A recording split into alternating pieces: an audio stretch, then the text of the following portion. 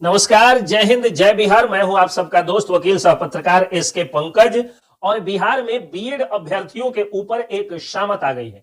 पहले देखिए कि बिहार में बीएड अभ्यर्थियों के ऊपर किस तरह से बिहार सरकार ने अत्याचार किया, और अब एक सुप्रीम कोर्ट का आदेश आने के बाद उनकी चिंताएं बढ़ चुकी हैं। सबसे पहले आप जानिए कि बिहार में बीएड करने के लिए करना क्या होता है। तो बिहार में बीएड करने के लिए सबसे पहले एंट्रेंस एग्जामिनेशन देना होता है, और उस एंट्रेंस एग्जाम को पास करने के बाद तब जाकर के आप बीएड करने के लायक होते हैं। उसके बाद एक परीक्षा पास करने के बाद तब जाकर के बीएड में एडमिशन, भारी भरकम फीस भर के, और आप बीएड में एडमिशन लेते हैं। उसके बाद एक साल के बाद में परीक्षा होती है, एक बड़ी परीक्षा होती है। स्कूलिंग करने के बाद, बहुत सारे प्रैक्टिकल वर्क करने के बाद एक साल पूरा होने पर तब परीक्षा होती है।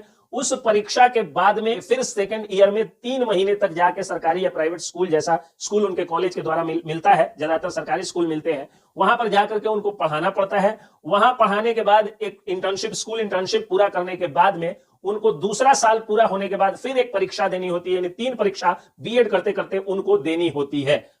बाकी जो है वो पहली वर्ग, पहली कक्षा से लेकर के और ग्रेजुएशन या पीजी करने तक जो पढ़ाई उन्होंने किया, जो संघर्ष किया, वो अलग चीज, माता पिता का जो पैसा लगा वो अलग चीज। लेकिन इतना संघर्ष और इतना करने के बाद जब 3 परीक्षा देकर के वो लोग आते हैं, तो पहले यही बिहार सरकार और यही नीतीश कुमार की सरकार डिग्री लाओ नौकरी पाओ के आधार पर यही नीतीश सरकार उनको नौकरी दे देती थी। लेकिन बाद में इनको कहा गया कि नहीं, इनको टीईटी का एग्जामिनेशन देना होगा, यानी टीचर्स एलिजिबिलिटी टेस्ट देना होगा।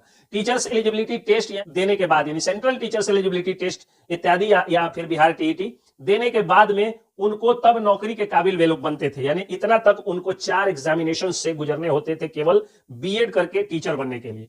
तो अब उसके बाद काउंसलिंग होती थी और नौकरी दी जाती थी। तो फिर बिहार सरकार ने कहा कि नहीं, अब हम सुपर टेट लेंगे, सुपर टेट टाइप एग्जामिनेशन लेंगे और बीपीएससी लेवल का क्वेश्चन पूछ करके और तब हम टीचर बनाएंगे। फिर इन लोगों ने देना शुरू किया।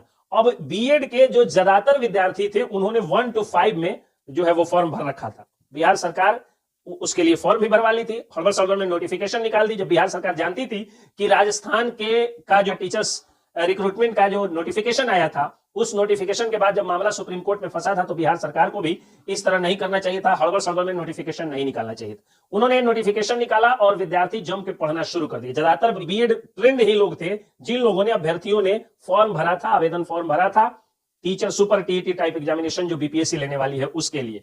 जब तैयारी पूरी हुई तो एग्जाम के अचानक 5-10 दिन पहले सुप्रीम कोर्ट का एक फैसला आता है कि जो बीएड वाले हैं वो नहीं भर सकते हैं फॉर्म 1 to 5 के लिए। अब 70% लगभग ऐसे बीएड अभ्यर्थी जो कि फॉर्म भरे हुए थे, और उसमें भी वे लोग ज्यादा तैयारी इसलिए किए थे क्योंकि सीट ज्यादा जो है वो प्राइमरी सेक्शन में होता है, सारा का सारा उनका धरा का धरा रह गया और उनके विरोध में ये फैसला आ गया। लेकिन यहां पर एक टेक्निकल मैटर ये है, अब तक जो मैंने बातें बताई वो आमतौर पर आप लोगों ने न्यूज में देखा होगा, लेकिन वो एक वकील के तौर पे जो टेक्निकल लीगल मैटर्स होता है उसको मैं बताता हूं। देखिए, ये जो बीएड अभ्यर्थियों के जो नहीं शामिल होने का मामला है, वो राजस्थान सरकार के नोटिफिकेशन के विरोध में वो फैसला आया है। तो बिहार सरकार की कोई मजबूरी नहीं है कि इस एग्जामिनेशन में ही उसको लागू करे, यानी उनको छांट दे, जिसके कारण कहीं कहीं से उड़ते हुए खबर आई है कि बीपीएससी के चेयरमैन ने लिखा है कि एग्जामिनेशन होगा और उसी पैटर्न पर होगा।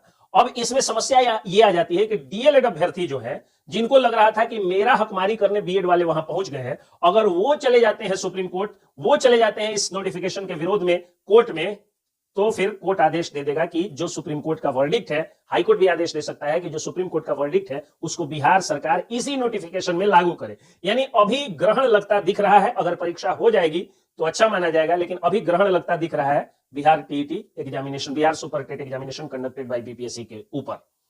लेकिन फिलहाल अभ्यर्थियों को, जो बीएड अभ्यर्थी भी हैं, उनको दिल छोटा करने की जरूरत नहीं, वो तैयारी करते रहे। और अब तो एग्जामिनेशन आ रहा है, अगर भगवान ने चाहा तो एग्जाम हो जाएगा, और अगर किसी तरह का व्यवधान आता है तो आपको 6 to 8 में या ऊपर की कक्षाओं में तो कोई नहीं रोक सकता है, तो इसलिए दिल छोटा करने की जरूरत नहीं। लेकिन फिलहाल ये ग्रहण लगता दिख रहा है। मैं फिर से बता दूं कि राजस्थान के सरकार के नोटिफिकेशन के खिलाफ ये सुप्रीम कोर्ट का फैसला आया है, तो बिहार सरकार को अभी मानना मजबूरी नहीं है। लेकिन अगर डीएलएड के अभ्यर्थी जो है वो अगर कोर्ट चले जाते हैं, तो फिर कोर्ट उनके पक्ष में फैसला सुना देगा सुप्रीम कोर्ट के फैसला के आधार पर।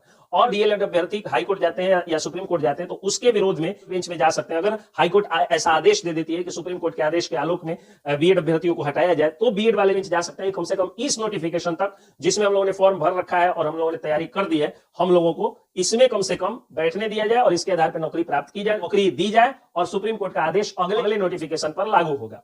जय हिंद,